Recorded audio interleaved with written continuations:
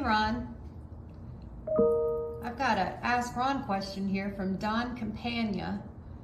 Assuming a lease option tenant completes his term on the lease, he now is required to obtain a loan to pay off the underlying mortgage on the property. Do you help them in any way to clean up their credit to qualify for a new loan? That's a decision that is going to be made by you, the entrepreneur. By the way, that's Tish Hill, the legendary Tish Hill behind the phone here today.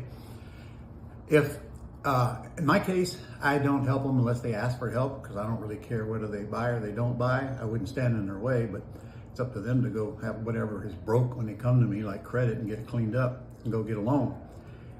If I did care and I wanted to cash out, then I'd probably force them to go to screenthetenant.com, get their credit cleaned up, and he'll tell you how long it'll take to get them till they're ready to be financed. So it's up to you, it's your decision. I hate to kill the golden goose, to be honest with you, but okay, so you kill the golden goose, you get some cash, and you go out and replace the golden goose, which is what I do. But I don't force them to do anything, and I don't even bug them, and they can stay in the house as long as they want.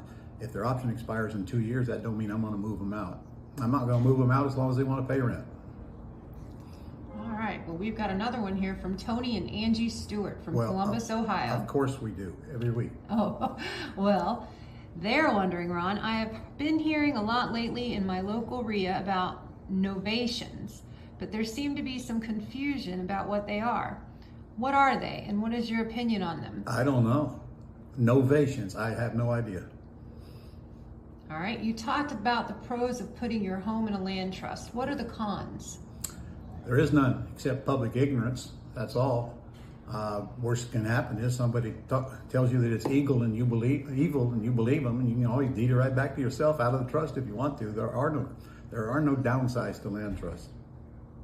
Can you put multiple properties, including commercial, into a land trust? I put one house into one trust, and every commercial goes into its own LLC, because it is truly a business. It collects, well, most of them collects money, pays stuff out of it, and so forth.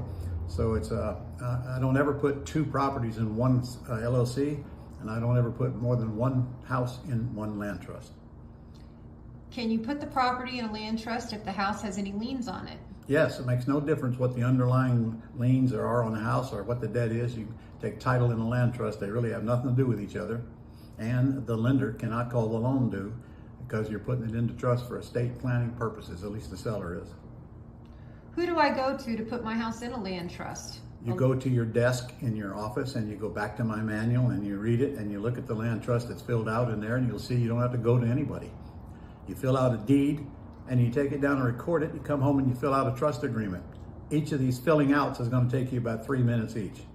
It's really that simple. No ID number, no filing at the state, no taxes on the land trust. It's a see-through entity. So whoever's collecting the money and making the payments and so forth, that entity is going to get taxed. Land trust is simply a way to own the property. And there's a whole lesson on this on the Gold Club, by the way. There's several of them. Well, that's it for today. That's all we got today? That's all I got. All right, guys. I mean, you're not working me too hard this week, so go out and make a mess. And don't forget to sign up for A, the free summit in August, and B, our 25th anniversary, where I'm going to 5 people are going to come down here to spend a couple of days with me and staff, and focusing on your individual needs, and very likely change your whole business for the better. And of course, it's free. I'm not charging anyone for it. So we're going to put 5 names. We're going to pick out 5 names from your submissions.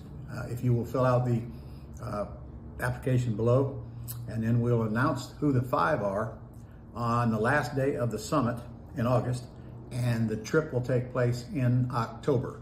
So get in that. It don't cost you a thing. And I'm not going to tell you what the parameters are for us picking you. That ain't going to happen, because I want the truth on your application that you send me. So I'll see you next week.